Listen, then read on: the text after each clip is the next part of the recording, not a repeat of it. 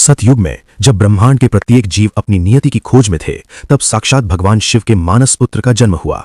ये वीर केवल सामान्य बालक नहीं था, उसका जन्म ही ब्रह्मांड की शक्तियों से गूंथा गया था। उसकी आंखों में अग्नि की चमक और हृदय में अनंत धैर्य था। ये अमर रक्षक 3 युगों तक साधना में लीन रहा। उसने पर्वतों की चोटियों पर, गुफाओं की अंधेरियों में और नदियों की गहराइयों में तप किया। उसका एक ही उद्देश्य था, अपने आराध्य भगवान की सेवा और किसी भी समय युद्ध के लिए तैयार रहना।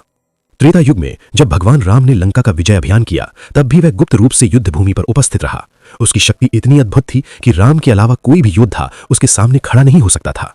हनुमान जी ने उसे अपनी भूली हुई शक्तियों की याद दिलाई और उसे युद्ध में मार्गदर्शन दिया, लेकिन वीर की असली इच्छा थी अपने आराध्य से सीधे युद्ध करना। समय का पहिया घूमता रहा और द्वापर युग आ गया। एक दिन भगवान श्री कृष्ण स्यमंतक मणि की खोज में घने जंगल में भटकते हुए उसी गुफा के पास पहुंचे। वहां उन्होंने देखा कि अमर रक्षक की पुत्री उस चमत्कारी मणि के साथ खेल रही थी। जैसे ही कृष्ण ने मणि को उठाने की कोशिश की, अमर रक्षक ने उन्हें युद्ध के लिए चुनौती दे दी और फिर शुरू हुआ ब्रह्मांड का सबसे भयंकर युद्ध। यह युद्ध कोई साधारण संघर्ष नहीं था। 28 दिन लगातार चलने वाला युद्ध था, जिसमें आकाश में बिजली सी चमकती, धरती कांपती और हवा में प्रचंड ऊर्जा घूमती। वीर का प्रत्येक वार भगवान कृष्ण के प्रत्येक वार के बराबर था। 28वें दिन वीर की शक्ति कमजोर पड़ने लगी, लेकिन उसने अपनी आंखों में दृढ़ता बनाए रखी। तभी उसने अपने प्रभु का दिव्य दर्शन किया। वे देख पाया कि भगवान श्री कृष्ण के अंदर मर्यादा पुरुषोत्तम श्री राम का स्वरूप प्रकट हुआ। वीर की सारी युगों की प्रतीक्षा अब समाप्त हो गई।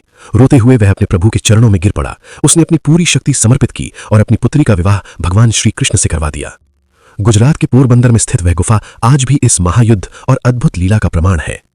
जिस वीर से नारायण भी टकराने से नहीं डरते थे, उसकी गुफा आज भी रहस्य छुपाए हुए है।